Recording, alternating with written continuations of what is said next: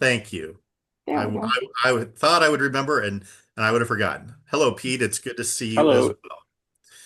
well. Obviously, Psalms are music, but we don't know exactly how they were sung. But obviously that means poetry and texts. And of course the reformers, Martin Luther being, key to the Lutheran religion, but also the other reformers were very keenly aware, certainly, of how music and texts are a great way to learn scripture. One of my early jobs at a college was actually teaching music fundamentals to elementary classroom majors, and it was a required course if you were in education. And the interesting thing was always on the first day of class, I would start out by saying, how many of you didn't expect to have to take a music course to go into elementary education? And almost everyone raised their hand, of course. And I said, now let's think about the things that you can recite from memory, whether that be the ABCs or Mary Had a Little Lamb or various nursery rhymes. I'm willing to bet all those things are things you learned through music. And they all nodded. And I said, think of how powerful of a tool that is if you can teach something and it's with you to this day, because I'm sure you probably don't review those things, but I bet any one of you could spit out any of those things because they've been ingrained in you. And of course, on the opposite end of the spectrum, we know that when people struggle with dementia and memory loss and stuff, a lot of the things that stick with them are things like hymns or texts that they learn at a very early age. So, of course, music is integral, I think, part of our faith, and it makes sense that we would highlight that. So the quirky thing is when we think of music and Western music in particular, we organize music in a particular way, right? And you don't have to be a musician to necessarily understand this, but a time signature tells us that there are four beats in a measure. It's just simply a way of grouping music in a rhythmic way. Or it might be three beats per measure. Different time signatures are going to indicate different ways of organizing things. But usually, there's always exceptions, of course. Usually that means some type of organization that is repetitive. And as you've been working your way through the Psalms, I'm sure you've talked about the Psalms as poetry, but what is becomes very apparent is there is not a rhythm to the Psalms in the same way that we think of a boom, boom, boom, boom. They're very irregular. So that means musicians have tried to find creative and interesting ways to make the Psalms into music. And so, probably one of the earliest or easiest ones that you will be, of course, most familiar with are just some very basic tones. If you were to look in the hymnal at that first page just before the Psalms start, you would find a list of 16 tones that are Okay. commonly in use. And these will sound familiar to you. One is da da da da da da da da, or da da da da da da da da. Another one would be da da da da da da da da. Da da da da da da da da.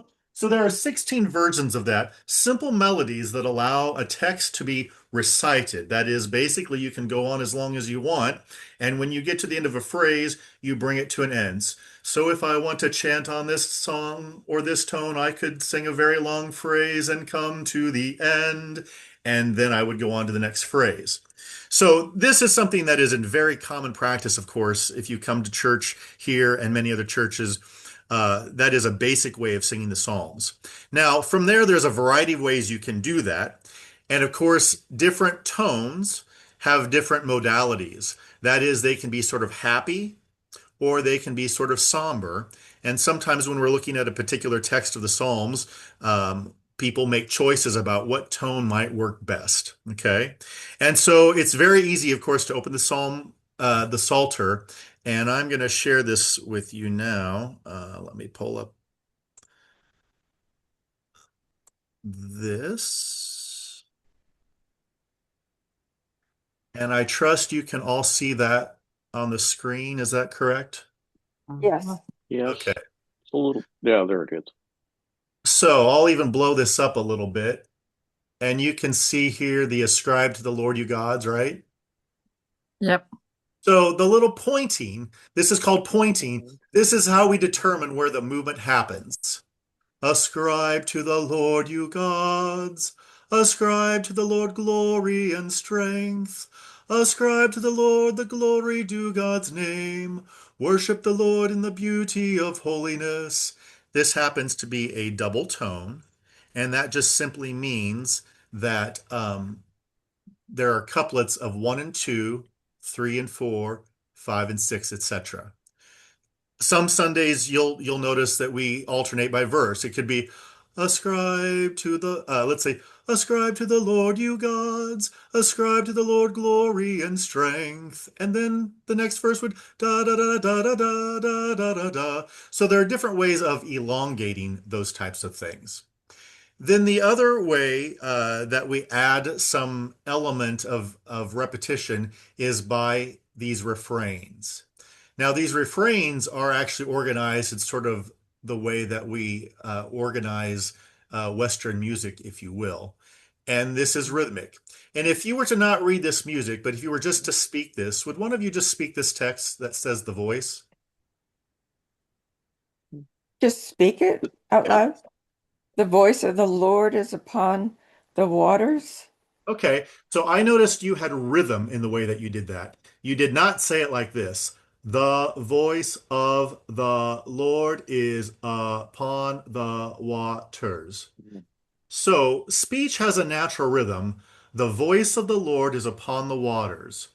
And what the composer of this particular refrain has done, and I think thoughtfully so, is take a natural rhythm and put a melody to.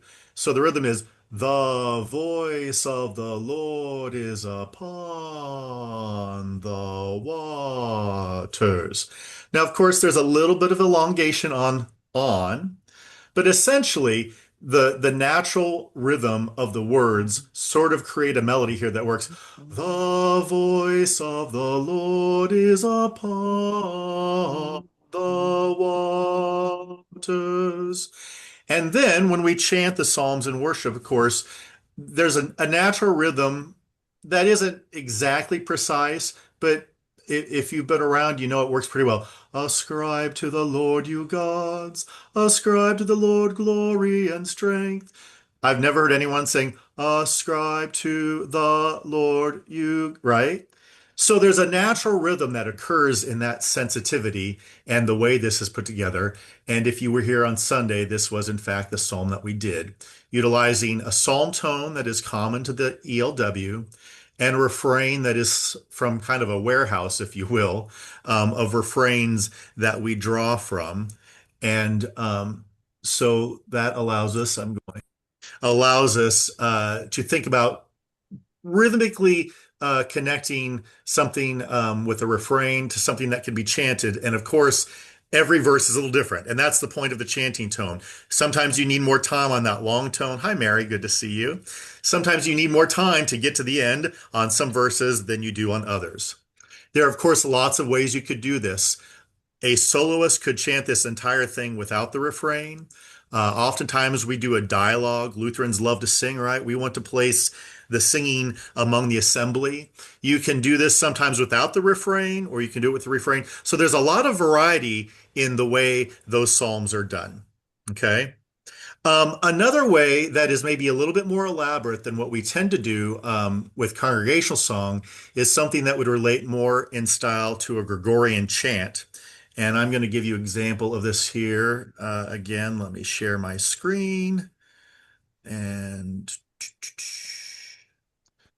you can all see that. Uh-huh. All right. Yes. So in this case, Psalm 51, which comes up in Lent. Have mercy on me, O God, according to your steadfast love. In your great compassion, blot out my offenses. Wash me through and through from my wickedness, and me from my sin. Now, basically, over the course of a couple verses, I've completed the melody that this particular chant is based on. And so if I continue with verse 3, for I know my offenses, and my sin is ever before me. Against you only have I sinned and done what is evil in your sight, So you are justified when you speak and right in your judgment. And so, in a sense, there has to be some back and forth and some decisions from the musician about what words go on what syllables. It's obviously more complicated than da da da da da da da da, but in its more elaborate nature, sometimes it creates this sort of Zen-like feel, right? That you can kind of get lost in this chant. But a chant like that would often be done by a soloist. Now, when we've done this chant at Prince of Peace a number of times, do you know what very famous hymn or response we frequently use to Psalm 51?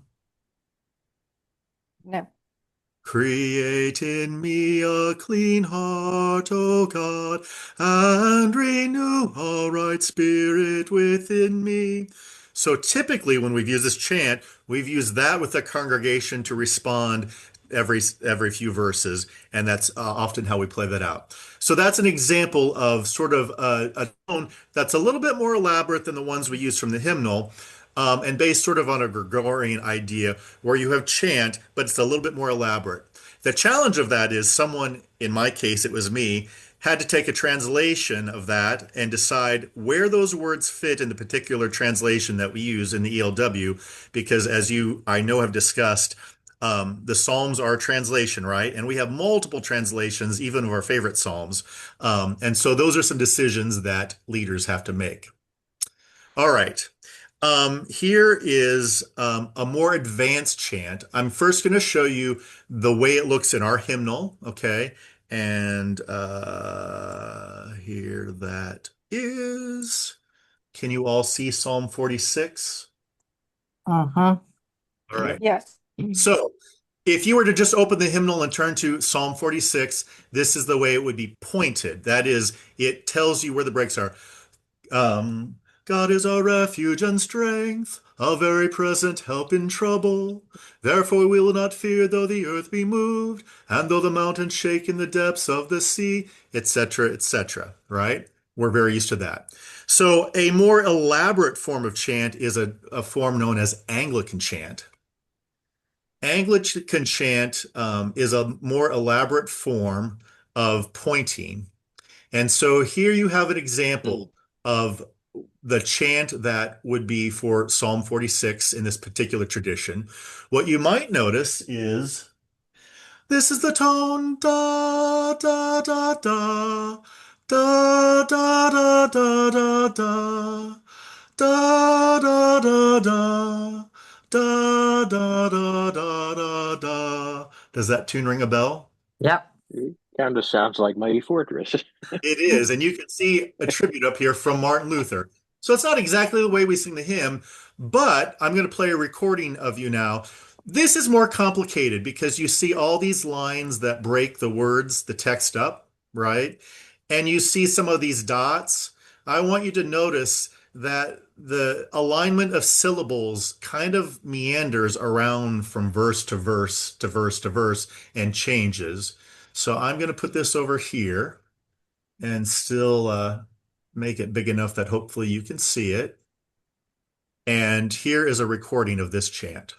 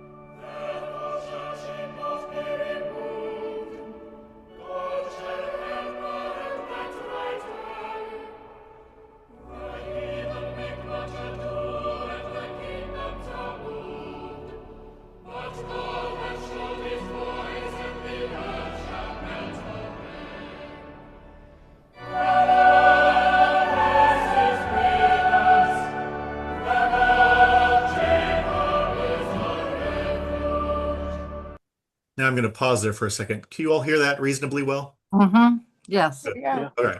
Yes. So you see, part of the challenge here is, and this is very common in Anglican chant, to have this harmonization up here. And by doing this on a daily basis, right? A lot of these cathedral choirs meet on a daily basis and they work on this, but they sort of learn the system of what all these lines and double dots means and how they fit into this. You'll notice it says full, it gives a dynamic. Down here, mezzo forte or medium loud. Dim means to get softer. Here at full unison, instead of singing harmony, the direction is they're all going to sing the melody. But you notice here it says second part. For this one verse, the Lord of hosts is with us. The God of Jacob is our refuge. Essentially, they started halfway through and they added this little descant. And from there on, if I played the recording, they would continue kind of like the first half, and do that descant at the end as well. Now, this is a little bit more sophisticated in terms of the way it's pointed and the way it's done. Um, I find Anglican chant to be a really wonderful thing. If you want to put something in the background, it sort of is Zen-like too, or almost Taizé, because of course they have this melodic, harmonic thing happening that is over and over and over. The text is driving it, but it is a little more complicated than the simple chants that we use typically on a Sunday morning. Certainly, from time to time, the choir will do some Anglican chant. Um, Often on Good Friday, Psalm 22 is a very long psalm. And a lot of Yeah. times the choir will chant that. And that's a case where, because the mood of that psalm changes actually about halfway through the psalm, we actually use two different tones. One that is in a minor mode, and then it changes to a major mode. And that can be kind of another way to add some interest and yet still maintaining that sense of how the psalm moves along. Okay. Any questions about that so far? Uh, So, can I oh, just, I'm, I'm a recent convert yeah. from Catholicism, and our emphasis was on the Catechism of the Catholic Church. Hmm. The songs were not, uh, we didn't sing the Psalms in Yeah. church. Okay. So I'm new to this. Yeah. And So, I love music. It's just that I feel awkward because I can't read it yet. Can't sure. read music. Yeah. So hopefully the psalm is an example of something that is kind of simply done, even if it's not as familiar to you. The fact that the tones are pretty simple, hopefully helps it to become a little bit more digestible, if you will. As much as I love Anglican chant, I think it's a beautiful thing to listen to. Here's the thing: the Anglicans and the Catholics don't typically care that much about the congregation participation. So my earlier reference to the Gregorian chant, obviously you couldn't throw that at your average congregation and have them successfully sing that. That would be sung by a cantor. And that is an Right. example of something from the Roman Rite, that particular tone. Anglican chant is the same way. If you threw that page in the bulletin, a lot of people would stumble over that in a way that probably wouldn't be very participatory. And that's one of the great things about the Lutheran Church, in my opinion. I think we work really hard to try and give the song to the people. And so, again, that's why we tend, not always, there's always exceptions, but we tend to use fairly simple tones in our psalmody to hopefully put that into the people's mouths and their ability to do it. But you're absolutely right. Different traditions sort of approach psalmody, hymnody, and a lot of those things in a very different way as far as what is the role of the congregation, what is the role of the choir, what is the role of other leadership. So I think that's an important observation. I want to stick with that for just a second and kind of give you a contrasting example to another psalm that is well beloved, and that is the 23rd Psalm. So I'm going to share this again. Again, I know I'm willing to bet this is something that's very familiar to you. If you were to open our hymnal, it would be pointed, "The Lord is my shepherd, I shall not be in want." And this is one of those beloved psalms that is often used in other translations. So this just happens to be the translation that is in our current hymnal. What I want to show you, well, actually, you can stay here with this. I'm going to play one more example, at least a little bit, of Anglican chant But I find this to be a really beautifully gentle setting of Anglican chant, singing the 23rd Psalm.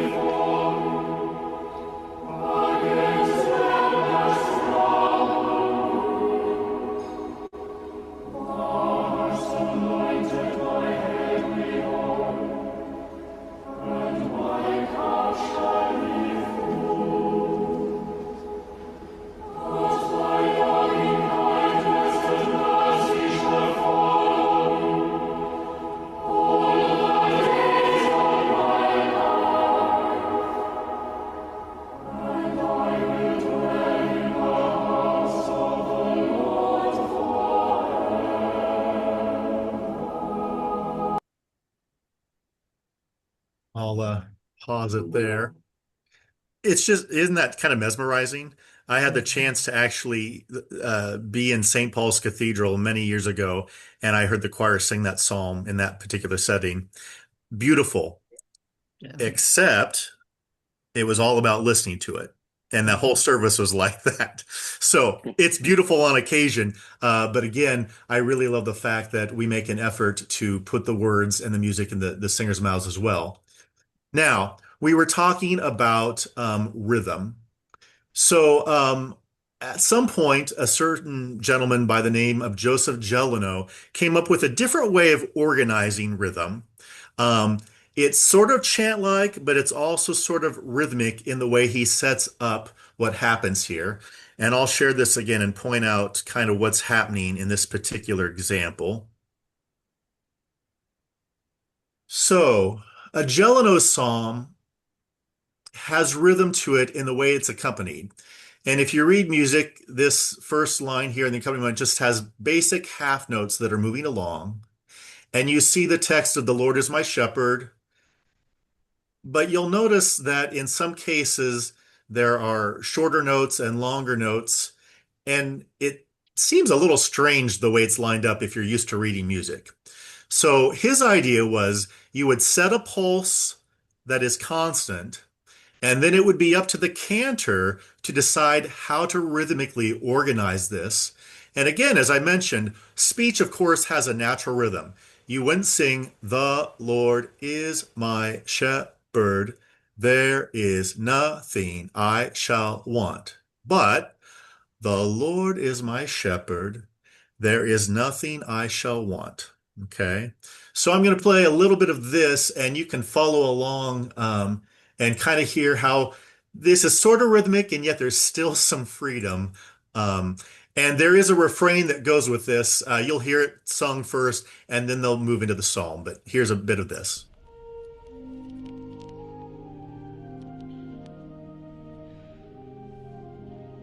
So just like we do a refrain, a cantor's going to sing it, and then the whole My assembly will. shepherd is the Lord, nothing indeed shall I want. Everyone sings. My shepherd is the Lord, nothing indeed shall I want. Now pay attention to how the words happen.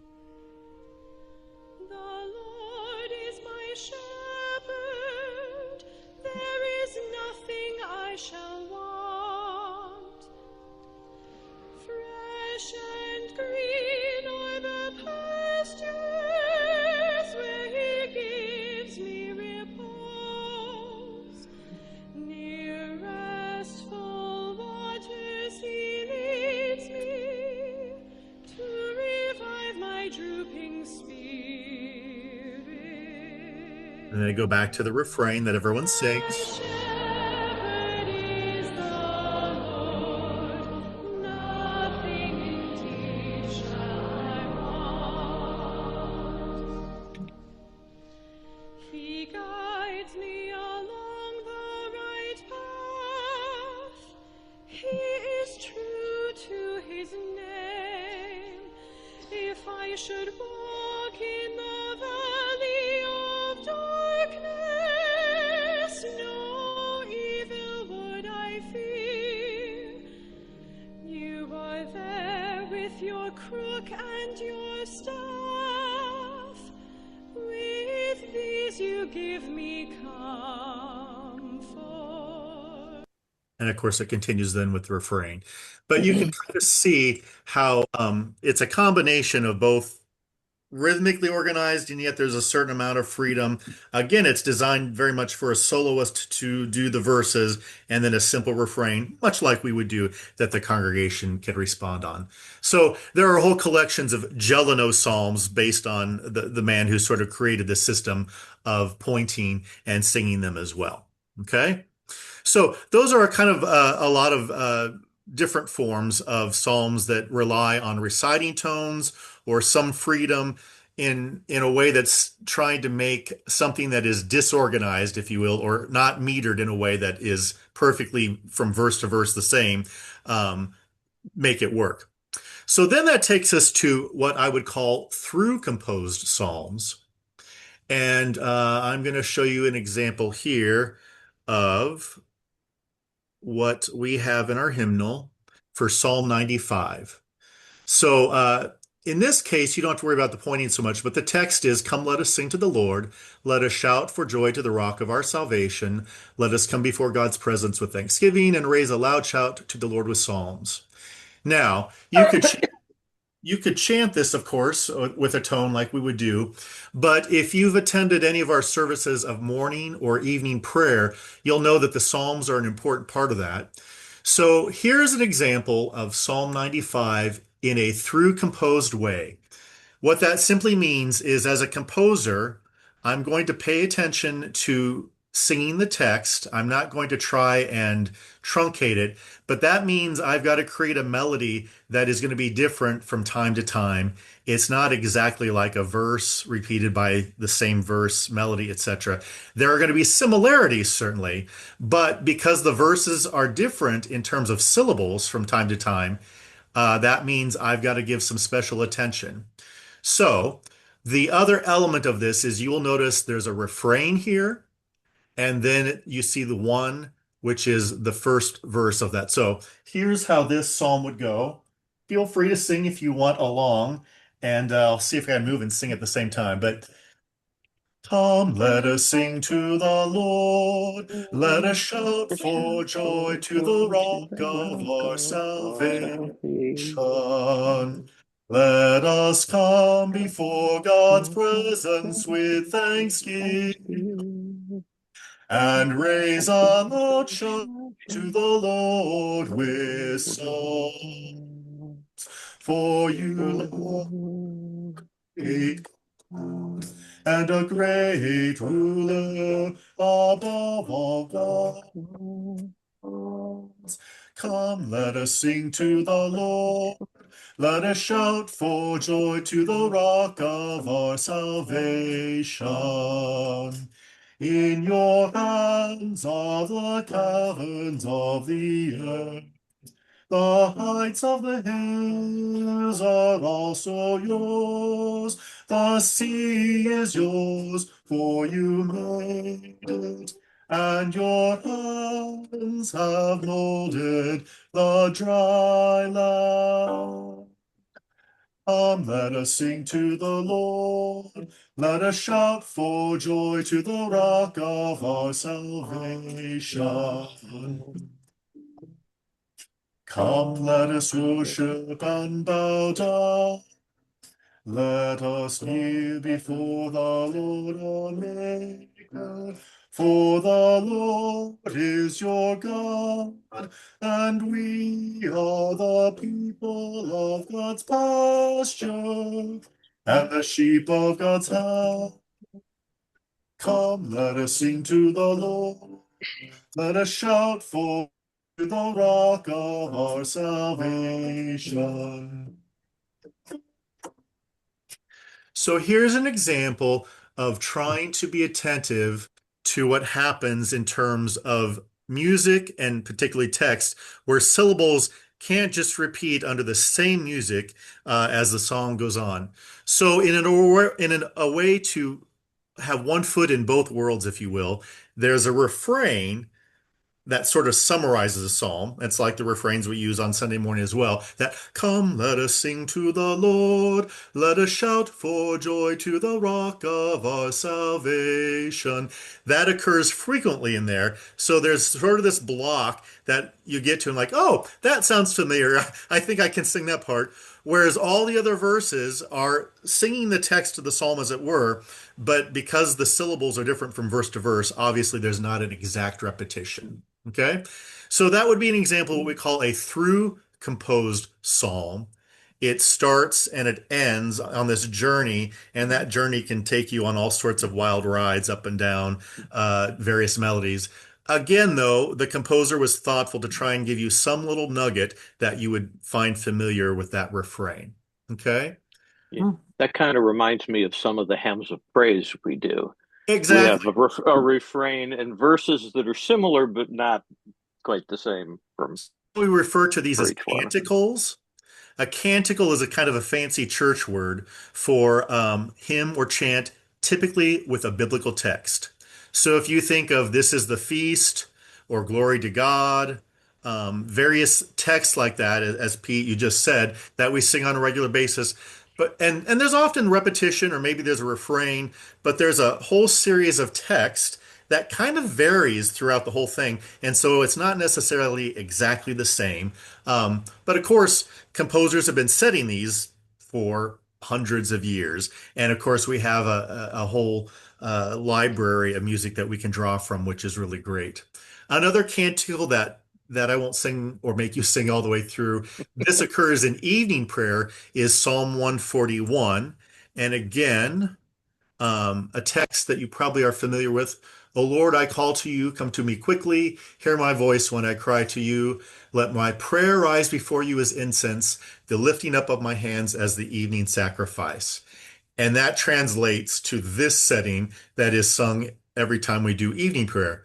I'll just do the first bit.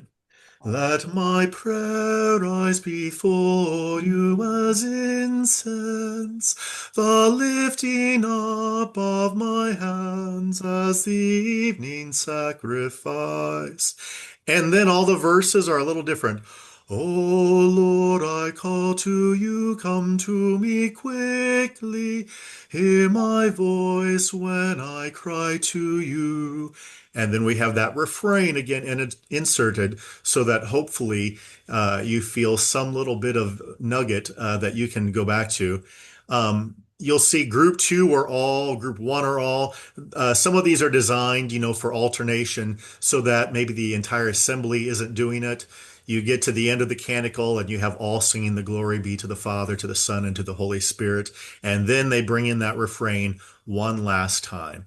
And so both those are examples of through composed settings of the Psalms where they're trying to be aware of how the text moves along without trying to truncate it. Now, that gets us to almost the complete opposite, and that is psalm paraphrases. And this is perhaps where you're going to find the most familiarity, because psalm paraphrases and hymnody are basically where we arrive at this point.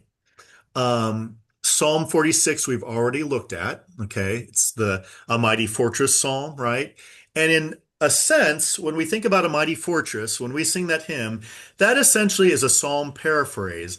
That is, Martin Luther took the text of Psalm 46, but he organized it in a manner that you could have some really serious repetition. Okay.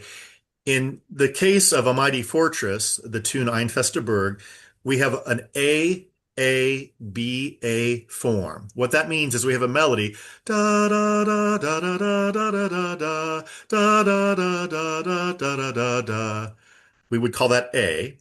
That exact melody repeats again So if you got it the first time, you repeat it, you get it the second time right. Then we have our B material. Bum bum bum bum bum bum bum bum bum bum bum bum da da da da da da da da da da da da da da da da da da da. And so the A comes back a little bit, that da da da da da da da da da.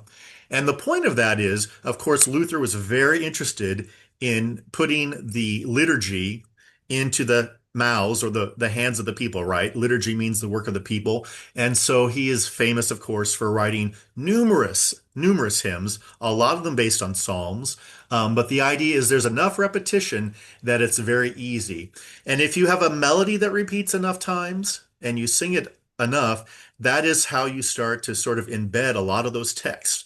My guess is, Mary, I know you're a lifelong Lutheran, and Barbara, maybe you're not. Pete, you've been around.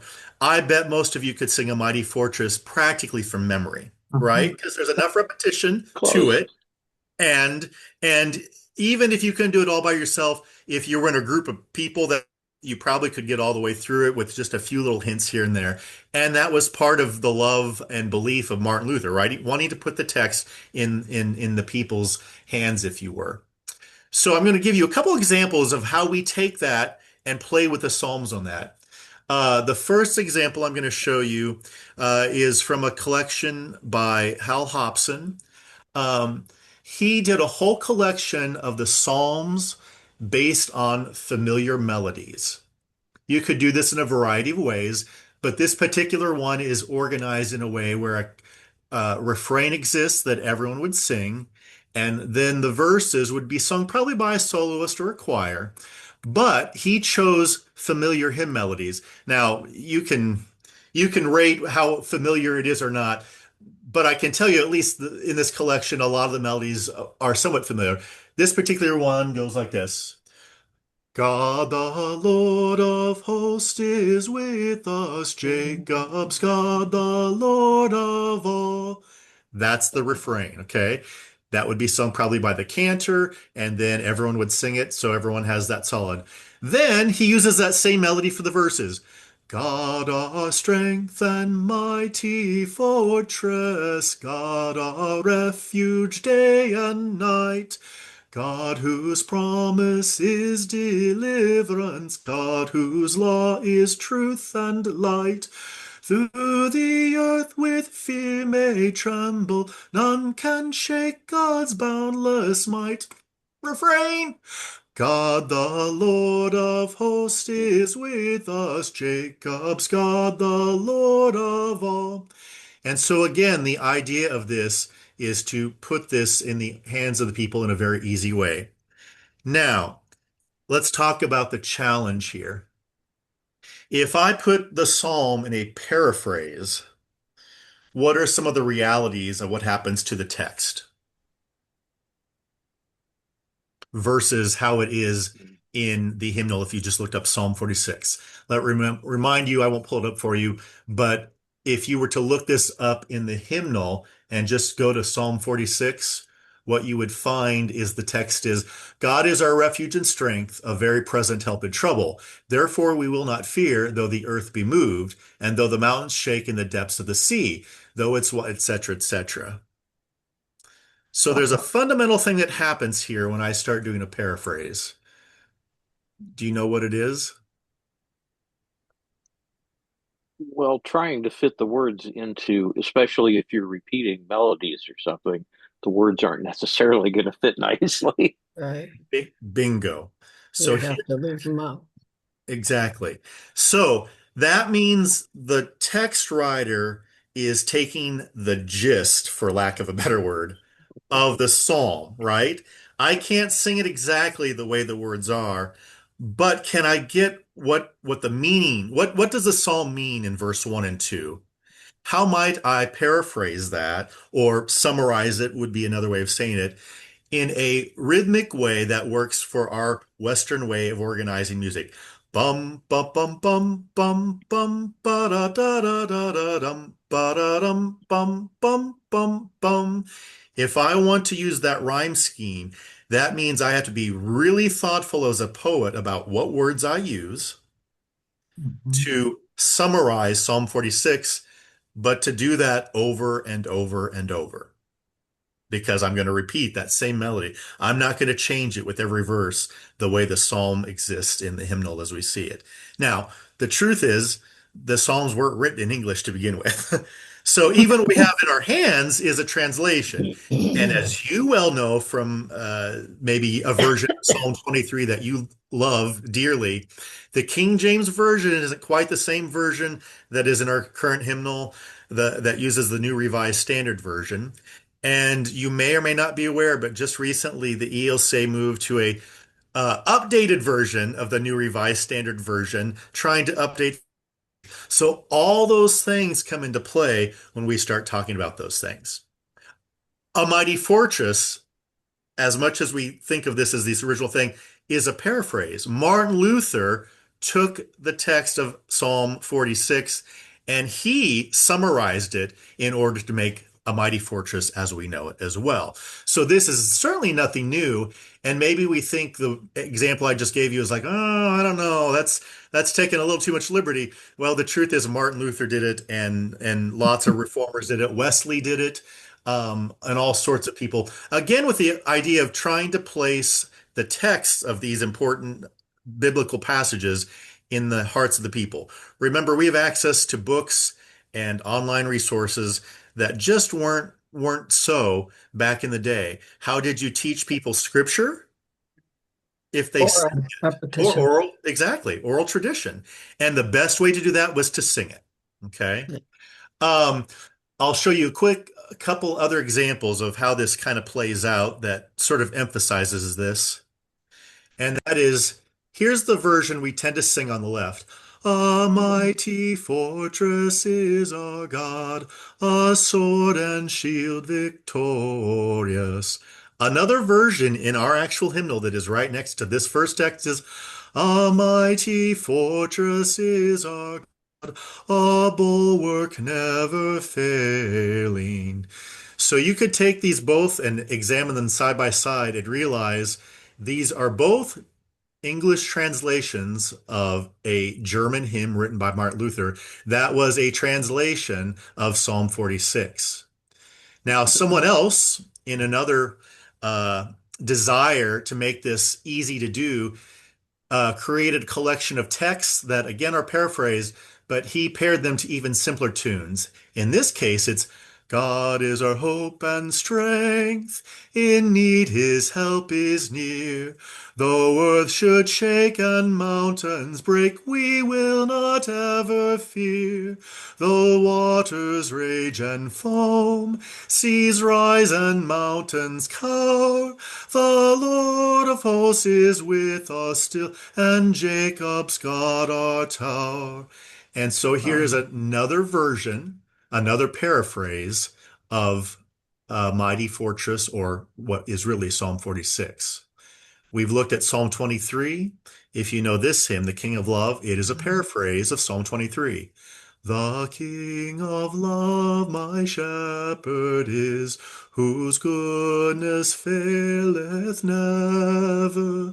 I nothing lack if I am his, and he is mine forever. Yet another example. The Lord's my shepherd, I'll not want. He makes me down to lie. In pastures green he leadeth me, the quiet waters by. You get the idea. So, this leads us to hymnody in a way that is sort of near and dear to most of our hearts.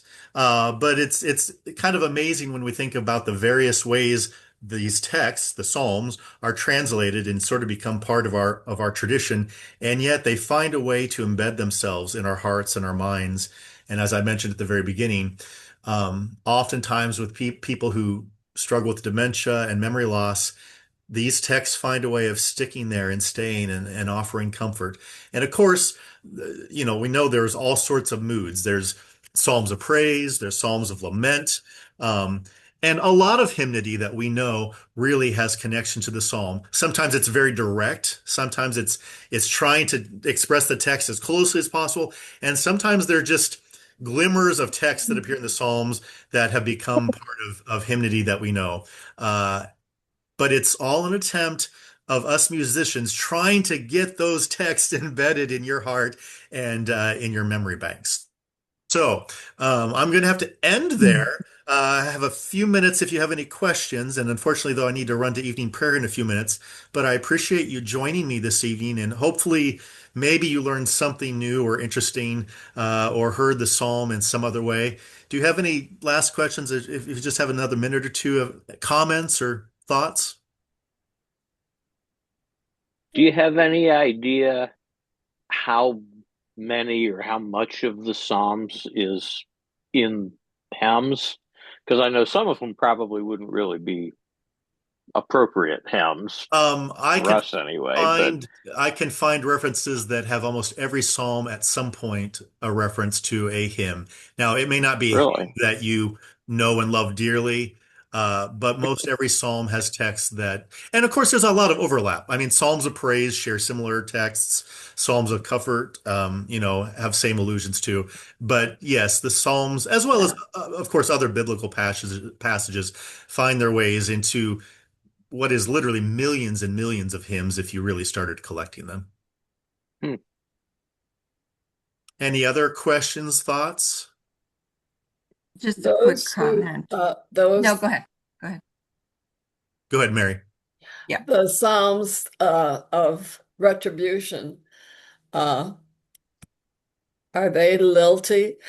Or Usually not. Usually not. I mean, you can think of more militant hymns, and you can yeah, certainly think, The King of Love. Yeah, that's a gentle melody. But even A Mighty Fortress is a little bit more militant, for lack of a well, word. yeah, Bum, bum. And so, of course, and of course, so a good musician tries to set a text with music that seems to bring that text to life.